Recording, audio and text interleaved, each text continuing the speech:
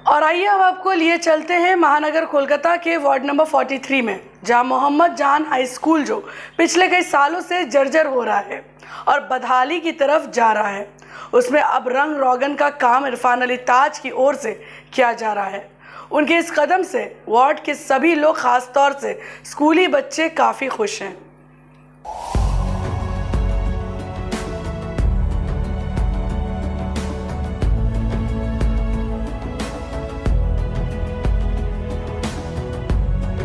Kolkata municipal corporation के अंतर्गत आने वाला वार्ड 43 में कल धूम मची थी।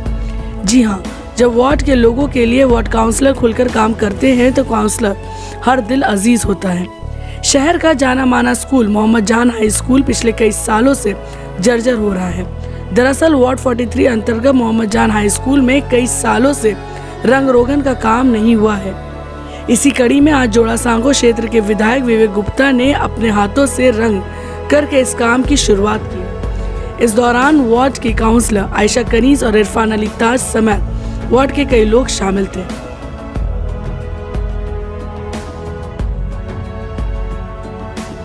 इस अवसर पर द्वारे सरकार कैंप भी चल रहा था, जहां वार्ड के लोग ममता सरकार की योजनाओं का लाभ लेने के लिए फॉर्म भर रहे थे। आपको बताते चले कि इस अवसर पर मोबाइल डेंटल क्लिनिक भी लगाया गया था, जहां डॉक्टर्स के नेतृत्व में दांतों का चेकअप किया जा रहा था। यहां भी वार्ड के कई लोगों ने अपना चेकअप करवाया। इस अवसर पर विधायक विवेक गुप्ता ने कहा कि ये बहुत ही खुशनसीबी की बात है कि आज मोहम्मद जान हाई स्कूल में रंग रोगन का काम शुरू किया जा रहा है। साथ ही उन्होंने टीचर्स और पढ़ाई की क्वालिटी पर भी बात की। इरफान अली ताज को, काउंसलर साहिबा को और पूरे मोहम्मद जान की कमेटी को बहुत बहुत शुक्रिया और धन्यवाद देना चाहता हूँ कि इन्होंने ये नेक काम किया है। यहाँ के बच्चों का हक है कि उनको भी एक मॉडर्न स्कूल मिले, मॉडर्न स्कूल क्लासरूम के अंदर और क्लासरूम के बाहर उसे नए रूप से हो। इसी बहाने बहुत सारे साल से जो मरम्मत नहीं थी वो हो जाएगी। लेकिन ये ममता बनर्जी और अभिषेक बनर्जी का कहीं ना कहीं आशीर्वाद है कि उनके आशीर्वाद से ही हम लोग ये सब काम कर पा रहे हैं प्रेरणा से। और मैंने आज यहाँ अनाउंस भी किया है कि हमारे एमएलए फंड से वो स्कूल की कमेटी डिसाइड करेगी कि जो उनको सबसे ज़्यादा ज़रूरत है बच्चों के लिए, हम अपने एमएलए फंड से वो ज़रूर यहाँ पर उसको डोनेट करेंगे। देखिए, हमारी दीदी का कहना है कि शिक्षा में राजनीति और राजनीति में शिक्षा दोनों का ही वो नहीं होना चाहिए। तो ये हम आपको यहाँ पे राजनीति दिखती होगी, मुझे मोहम्मद जान में हंसते मुस्कुराते बच्चे दिखते हैं। मुझे यहाँ पर एक शिक्षा का, पढ़ाई का, तरक्की का, इल्म का मुझे यहाँ पे वो दिखता है। मुझे दिखता है कि हमारे जो आने वाली पीढ़ी है ये उनका भविष्य है और ये उनका घर है। जब तक कि वो लोग इस काबिल नहीं बन सके कि अपने आने वाली पीढ़ी को संभाल सके, तो मुझे यहाँ सिर्फ वही दिखता है। मैं आपके जो आप दिखाना चाह रही मैं देख नहीं पा रहा हूँ, आप माफ़ कीजिएगा। देखिए, 2 साल पहले दीदी ने आपको शायद मालूम होगा कि पश्चिम बंगाल में सैकड़ों स्कूल हैं और दीदी ने 2 साल पहले बजट में 100 स्कूल का हर साल मरम्मत का प्रावधान करके बजट में पास किया था। और ये 100 स्कूल पूरे बंगाल में हैं और उसमें जो सबसे जर्जर हालत में है पहले उनका काम लिया जा रहा है। तो उसी तरह मुझे लगता है धीरे धीरे, जैसे जैसे आप तो जानते कैसे केंद्र की नीतियां हमारे खिलाफ है, केंद्र हर मामले में पैसा रोक के बैठा हुआ है।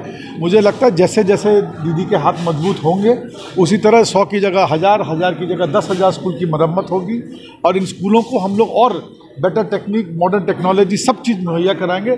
थोड़ा मेरे भाई आपको थोड़ा सा सब्र रखना होगा कि जो टीचर रिक्रूटमेंट का पूरा मामला है, ये कुछ दिनों के लिए ये मामला थोड़ा सा उलझ गया है। हम कानून की पूरी इज्जत करते हैं। माननीय हाईकोर्ट और माननीय सुप्रीम कोर्ट, इसमें कई बार ये मामले चल रहे हैं, फैसले चल रहे हैं, तो उनके आदेश अनुसार जो कुछ हम लोग कर सकेंगे वो हम लोग जरूर करेंगे। देखिए, एक बात मेरा मानना है, नेक काम जब हम करने जाते हैं तो ऊपर वाला इतना तो मेहरबान है कि पैसे के लिए कम से कम नेक काम को नहीं रोकता। गुजरात इलेक्शन में जो नतीजा सामने आया है उसमें 2024 का क्या संकेत दिख रहा है आपको? देखिए, मैं गुजरात में न तो चुनाव प्रचार करने गया था, न हमारी टीम ज़रूर गई थी और जो भी वहाँ सुन रहे थे, वहाँ के लोगों को जो पसंद आया उसको नो चुना, तो नहीं पसंद आया रिजेक्ट कर दिया। एक बात तो तय है, एक क्रेडिबल मजबूत ऑल्टरनेट के अभाव में लोग कभी कभी शायद वो फैसला कर लेते हैं जो उनको नहीं करना चाहिए। 2024 में मगर ये ऐसा प्रॉब्लम नहीं आएगा, क्योंकि बंगाल की टीम अपने कैप्टन ममता बनर्जी को प्रधानमंत्री के उम्मीदवार के रूप में मैदान में उतारेगी। पूरे देश के लिए नरेंद्र मोदी जी से बेटर ऑल्टरनेट हम लोग प्रेजेंट करेंगे और यही उम्मीद करेंगे कि हर भारतीय उनको सपोर्ट करे। वहीं इस मौके पर वार्ड की काउंसलर आयशा कनीज ने कहा कि हम बहुत खुशनसीब हैं कि हम पढ़ने वाले बच्चों के लिए एक बेहतरीन स्कूल का रेनोवेट कर रहे हैं। हाँ, खुश तो बहुत है। चलिए, कुछ अच्छा हो रहा है बच्चों लोग के लिए और भविष्य है बच्चों लोग का, तो इसके लिए बहुत खुशी होती है।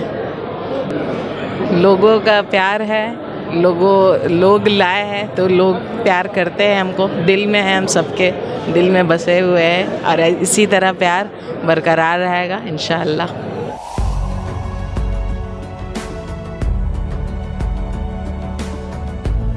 वहीं इस अवसर पर इरफान अली ताज ने कहा कि हम अपने वार्ड के बच्चों के लिए हर वक्त खड़े हैं। बच्चों को सही स्कूल और सही पढ़ाई के लिए हम लोग हमेशा खड़े हैं। उन्होंने ये भी कहा कि इस रंग रोगन के काम में जो खर्च आएगा वो हम सब मिलकर करेंगे। साथ ही उन्होंने द्वारा सरकार और मोबाइल डेंटल क्लिनिक को लेकर कहा कि ये हमारा कर्तव्य है कि हम अपने वार्ड के लोगों को सुविधाएं दें। ना कुछ नहीं, हम लोग करने के लिए आए हैं और जैसा कि आप लोगों ने देखा, हम लोगों ने आज से इनिशिएटिव लिया है, हमारी काउंसलर आयशा कनीज, हम लोग सब मिलकर, हम लोग की पूरी टीम, कि हम लोग मोहम्मद जान स्कूल को रिपेयरिंग रंग रोगन करेंगे ताकि हमारे जो बच्चे यहाँ पढ़ रहे हैं उनको एक इन्वायरमेंट, अच्छा इन्वायरमेंट मिले, वो लोग पढ़ लिख करके आगे बढ़ने की कोशिश करें। लोगों से पहले किसी ने इस चीज़ को देखा नहीं, किसी ने इसके बारे में सोचा नहीं, और हम लोग इलेक्शन के टाइम से ही हम लोग ये सोचे भी कर भी रहे हैं कि हम लोग एजुकेशन पर ध्यान देंगे। अपने जो हम लोगों के जो बच्चे जो पढ़ना चाहते हैं, जो पढ़ रहे हैं, उनके लिए जो सुविधाएं दे सके हम लोग ज़रूर देंगे। जैसा कि आप लोगों ने अभी देखा कि हमारे MLA विवेक गुप्ता जी भी आकर के यहाँ पर प्रिंसिपल साहब को वादा करके गए हैं, तो उनके फंड से भी अगर उनको कुछ चाहिए तो वो भी देने को तैयार हैं। उसके अलावा आज ही हमारे कुछ भाई यहाँ पे आए थे इनॉग्रेशन के लिए ही रंग रोगन के काम को, बट उन लोगों ने जब स्कूल की हालत को देखा तो उन लोगों ने वादा किया है कि हर फ्लोर पे एक ठंडा पानी का मशीन भी हम लोग लगा करके देंगे। जो ज़रूरी है बच्चों को पढ़ने के लिए, यहाँ के इन्वायरमेंट को सही करने के लिए इंशाल्लाह हम लोग सब करने की कोशिश करेंगे। अल्हम्दुलिल्लाह, एक तो जो खिलाफत कमेटी का जगह था उसका हम लोग प्लानिंग ऑलरेडी अल्हम्दुलिल्लाह कंप्लीट हो गया है। हम लोग उसको लेकर के उस पूरी कमेटी, हमारे जो प्रेसिडेंट हैं जावेद खान साहब, उसमें बहुत बढ़ चढ़ कर हिस्सा ले रहे हैं और उम्मीद है कि इंशाल्लाह जल्द से जल्द एक कम्युनिटी हॉल हम लोग के एरिया में तामीर हो जाए। और इसका क्रेडिट, इसका श्रेय हम लोगों के जो नए इलेक्टेड प्रेसिडेंट जावेद खान साहब उनको जाता है। वो बहुत मेहनत कर रहे हैं इसके लिए। अल्हम्दुलिल्लाह इंशाल्लाह उम्मीद है कि आने वाले वक्त बहुत जल्द वो इमारत तैयार होगी। हम लोगों ने इससे पहले चिंकू चाइनीज़ स्टाइल स्कूल के बारे में प्रोग्राम लिया था, बट इत्तेफाक की बात है कि वहाँ की जो प्रिंसिपल साहब है वो बहुत बीमार हैं। डेढ़ दो महीना करीब वो हॉस्पिटल में थी, अभी भी उनका कंडीशन बहुत ज़्यादा डिटोरिएटेड है। इसीलिए हम लोगों ने उनको वहाँ छोड़ करके हम लोग इस काम को पहले अंजाम दिया है। और इंशाल्लाह हम लोगों के वार्ड में जितने भी स्कूल है, जैसे एक बड़े स्कूल में 2 स्कूल है, एक मोहम्मद जान स्कूल, एक मोती सिल स्कूल। मोती सिल स्कूल में बहुत ज़माने से पानी का प्रॉब्लम था, चाहे वो गंगा पानी हो चाहे वो पीने का साफ़ पानी हो। अल्हम्दुलिल्लाह हम लोगों ने उसको कंप्लीट किया। उसके अलावा और भी जो छोटे स्कूल्स हैं, जैसे चिंकू चाइनीज़ स्कूल हुआ, ABC स्कूल है, रूबी स्कूल है, उसके बाद हमारे सैयद सालेह लेन में यतीम खाना, उसमें 2 स्कूल। हम लोग छोटा छोटा जो स्कूल है उसको भी पकड़ करके इंशाल्लाह जो ज़रूरी है वो करेंगे, क्योंकि पढ़ेगा बच्चा तभी बढ़ेगा हमारे हिंदुस्तान। सबसे ज़रूरी है पढ़ाई, एजुकेशन आपके अंदर में रहेगा, आप सही और बुरे को पहचान सकेंगे। नहीं पहचानने की वजह से हम लोग पिछले 8-10 साल से भुगत रहे हैं। हम लोग का देश सुपर पावर बनने की जगह दिन ब दिन बोलते ना कि बांग्लादेश से ही पीछे जाता जा रहा है। लोग पढ़े लिखे रहेंगे तो सही और गलत का पहचान कर सकेंगे, और हम लोग अपने देश को, अपने मुल्क को, अपने घर सबको लेकर हम लोग आगे बढ़ने की कोशिश करेंगे। एजुकेशन सबसे ज़रूरी है, बिना एजुकेशन के आप कुछ भी नहीं कर सकते दुनिया में। जी, हम लोग सब मिलजुल करके कर रहे हैं, हम लोग सब मिलजुल के कर रहे हैं। नहीं, काउंसलर का जो फंड आता है या फिर MLA का जो फंड आता है उसका एक सिस्टम है। हम लोग काउंसलर को जो फंड दिया था वो समझ लीजिए ड्रेनेज है, स्वेरेज है, वाटर पाइपलाइन है, ठीक है, रोड है, फुटपाथ है, चैनल्स, उसके लिए आता है। ये एजुकेशन बोल के हम लोग यहाँ कोई फंड नहीं आता है। हाँ, कर रहे हैं, ज़रूरी है करना, क्योंकि किसी न किसी को तो इनिशिएटिव लेना पड़ेगा। अगर हम लोग भी आज छोड़ देते तो हम उम्मीद है कि 10 से 15 साल बिल्डिंग भी गिर जाए तो हमारे बच्चे पढ़ने के लिए कहाँ जाएंगे। तो इनिशिएटिव तो लेना पड़ेगा, आज ले लेते तो बेहतर, कल रोना नहीं पड़ेगा, वरना कल रोना पड़ेगा, कुछ करने के लायक नहीं रहेंगे।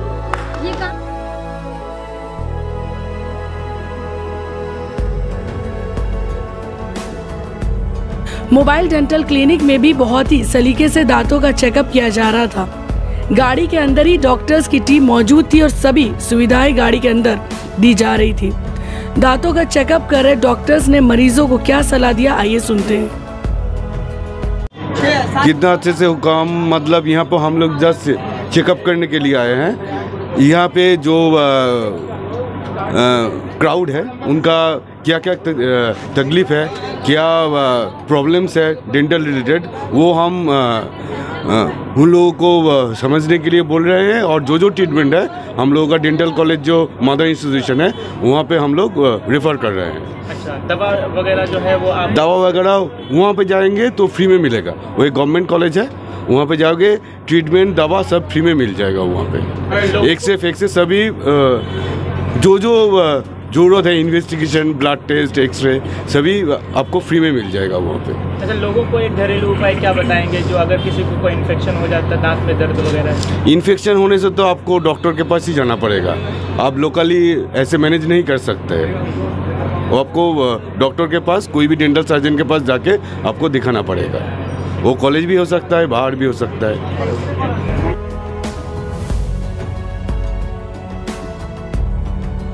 गौर हो कि वार्ड 43 में जीती हुई काउंसलर आयशा कनीज और इरफान अली ताज आजाद काउंसलर हैं, जिन्होंने केएमसी चुनाव में जबरदस्त टक्कर देकर सभी उम्मीदवारों को हराया था। इनका बैकग्राउंड हमेशा से सामाजिक काम रहा है।